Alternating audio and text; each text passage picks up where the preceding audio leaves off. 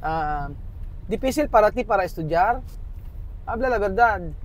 Ah, Sophie, difícil para ti para escuchar o hablar Tagalog o hablar inglés o hablar ¿cuál? ¿Ha? Mamá no querer yo hablar Tagalog. Mamá no querer yo hablar Tagalog. Ella querer que nosotros hablar inglés. Ella querer volver yo donde teacher Kay.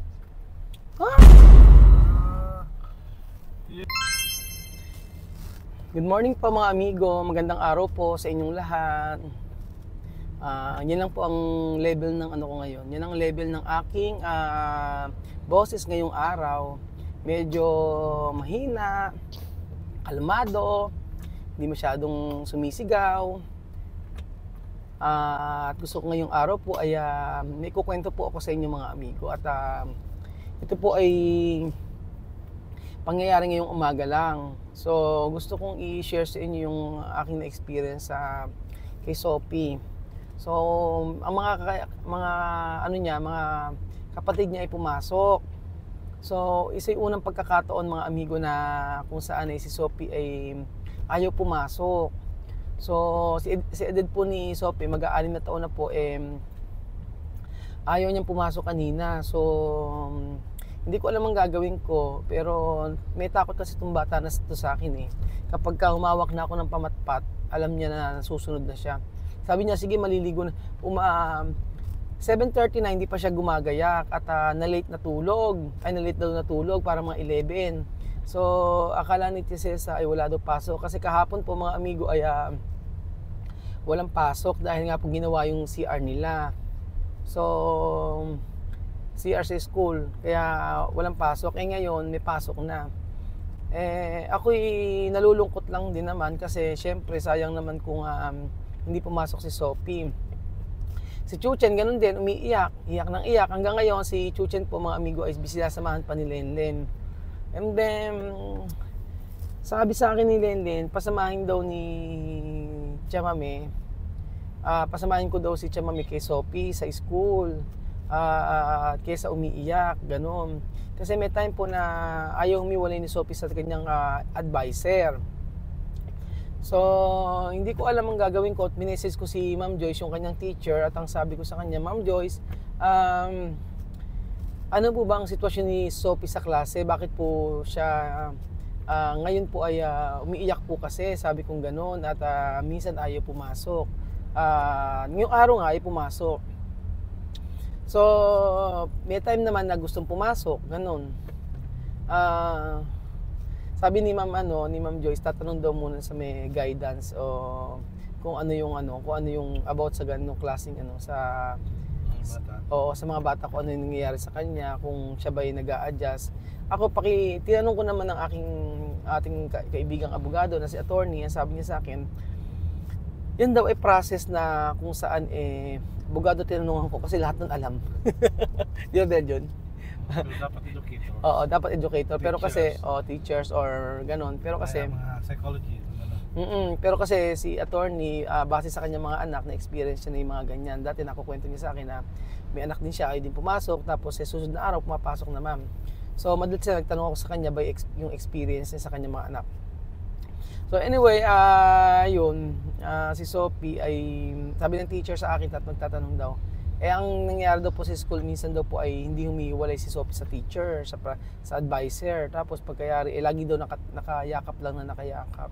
So iniisip ko, anong problema? Dahil ba sa pag-a-adjust pa nila? Nag-a-adjust pa ba si Sophie? Ganun ba? Wala akong idea, sa totoo lang. Dahil maaga kasi pumasok si Kylie dati. At ang pagkakatanda ko ay pagpasok ni Kylie sa school ay hindi naman nagkaroon kami ng problema. Kahit nung 3 taon siya, 4 na taon, kasi 3 years old nag-start na si class Kylie pumasok. O baka depende yun sa bata. Sophie? Sophie? Sophie? Hablar. Buenas tardes. Good afternoon. Good afternoon. Good afternoon. Sophie, ¿tú tienes problema con la clase porque tú no quieres ir? ¿Ah? Sophie? No. Ha? May No. problema. Ay problema? No. No problema. Eh, por qué tú no quieres ir a la clase? Ha? Sophie. No escucha. Sophie, ¿tú escúchame? Yung teacher. Mhm. Ha? Oh, may time kasi medyo na umiiyak si Sophie, di ba, sa school lang. Yun ang gusto nating malaman, baka may problema. Extra pigar to, no? No? No. To, ¿cómo se llama este? Clase, to amiga dentro de clase. Kasi, To, ¿cómo se llama? To pelear, no? ano daw? Hindi man daw. Hindi Hindi naman daw. sinaway.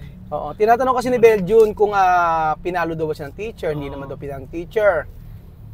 Kasi kanina talaga pinaninitigasan niya, ayaw niyang pumasok. Sinabi niya nakipag-away daw sa klase, hindi naman daw. Sophie, Hmm? sabi ko sumagot siya kung ano yung sabi niya kung ano yung kung may problema ba. Difícil para ti para estudiar? Habla la verdad. Sophie. Difícil para ti para escuchar o hablar Tagalog o hablar Ingles o hablar ¿cuál? ¿Ha? Mamá no querer yo hablar tagalog. Ella querer que nosotros hablar inglés. Ella querer volver yo donde teacher Kay. Ha? Yung Por sabi niya, qué? yung nanay niya Oo, daw alam kaya. ko. Explain ko. Kasi daw, bakit daw Ang sabi daw Tagalog? ni Chamame, ayaw daw ni Chamame na pag Tagalogin si Sophie. Dapat daw ibalik daw si Sophie doon kay Teacher K kasi si Teacher K daw ay nag-i-English daw ang salita. Ano ba yan? Si Chamame Balik mo naman. lang muna doon. Hindi Tapos pwede, Beljun. scared, saka na mag-grade one. Paano pag-grade 1 kailangan nga sila dito sabi sa immigration sa akin, kailangan nag-aaral sila, hindi po pwedeng tutorial. Después Alima de signo querer volver donde teacher. Sabi daw ni Alima ayaw daw bumalik. Ayaw daw bumalik ni Alima kay Teacher K. Gusto daw niya sa school si Chamame ang may ayaw na pagtagalogin sila. Yo explicar Sophie, no? Sophie, Hmm? esto Tagalog necesito para tiene comunicación para otros niños, ¿no? Yo preguntar tú quieres volver ahí a tu país o no? ¿Ha? ¿Tú quieres volver? Hablar. Yo no escucha. ¿Tú quieres volver ahí? No. O no? ¿Tú no quieres volver, no? Por eso, aprender Tagalog. Sabi daw ni Chamame kasi wag daw magtatagalog, English daw. Gusto daw ni Chamame ibalik daw sa kay Teacher K doon sa may tutorial. Hindi pwede yon kasi may curriculum kasi. Esto solo primera, Sophie. Hoy, hablar Tagalog. Después, cuando tú también inglés, no tiene problema. Inglés, hablar. Tu maestra hablar inglés la escuela o no? Hablar inglés o Tagalog? Tagalog. Tagalog daw yung turo sa school. Pero may English doon mga sila subject. Oo, may English tsaka yung mga klase niya. Pero todo tu compañeros hablar Tagalog o English? Tagalog. Tagalog también? O Tagalog din daw sabi ni Sophie. Pero Yung, niya maintindihan. oo. Naiiyak Pero siya. to aprender o no? Ha? Hmm? To aprender o no? Sophie? To aprender Tagalog o no? Sí. Nakatutunan naman daw niya yung Tagalog. Pero no, tu quieres hablar Tagalog o no? Sophie? Hmm? Ha? Sí. Si? Sí. Oh. Bago gusto niya makakasama si mama niya araw-araw. Ayun nga, wag nga ba ganun.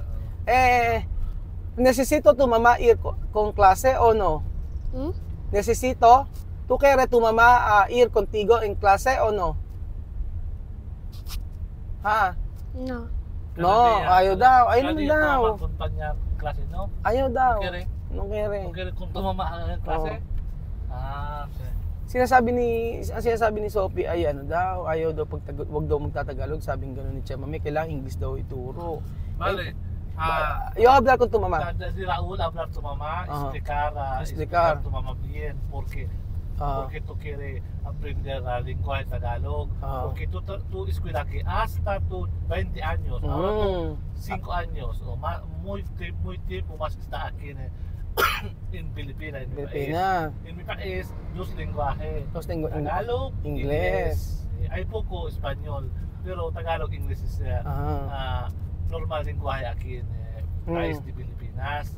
Tú vives aquí hasta tus 20 años, so necesito tu aprender lenguaje. Inglés y Tagalog. Cuando